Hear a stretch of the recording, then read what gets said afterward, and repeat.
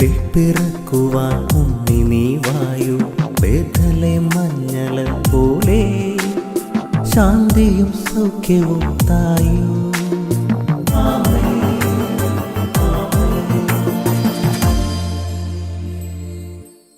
യേശുവിന്റെ ഏറ്റവും പ്രിയമുള്ളവനെ, യെശയ്യാ 14:14 ഉന്നതമായ മേഘങ്ങൾക്ക് മേലെ ഞാൻ കയറും, ഞാൻ അത്യുന്നതനെ പോലെയാകും.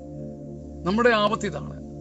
യാഥാർത്ഥ്യങ്ങളെ ചവിട്ടാതെ, മണ്ണിൽ ചവിട്ടാതെ, ഭാരത്തെ ചവിട്ടാതെ, അധ്വാനത്തെ ചവിട്ടാതെ നമുക്ക് മേഘത്തിൽ കയറണം. ഉന്നതമായ മേഘങ്ങളിൽ ഞാൻ നടക്കും, ഞാൻ അത്യുന്നതനെ പോലെയാകും. ഈ അഹങ്കാരവും ഈ മോഹപ്രതീക്ഷയും കൊണ്ട് യാഥാർത്ഥ്യങ്ങളെ ചവിട്ടാനോ, യാഥാർത്ഥ്യങ്ങളെ നേടാനോ, യാഥാർത്ഥ്യങ്ങളിൽ നിലനിൽക്കാനോ പറ്റാതെ തളർന്നു പോകുന്നു. നീ മണ്ണിൽ ചവിട്ട്, പിന്നീട് മേഘത്തിൽ ചവിട്ടെ. മണ്ണിൽ ചവിട്ടി പഠിച്ചാൽ പിന്നീട് മേഘത്തിന്റെ ചിറകിൽ പറക്കാൻ പറ്റും. അങ്ങനെ മേഘത്തിന്റെ ചിറകിൽ പറക്കാനായി ഇന്ന് മണ്ണിൽ കണ്ണീരിന്റെയും വിഷമത്തിന്റെയും ഭാരത്തിന്റെയും മണ്ണിൽ ചവിട്ടാനൊരു ധൈര്യം. ആ ധൈര്യമാണ് നിനക്ക് ആദ്യം വേണ്ടത്.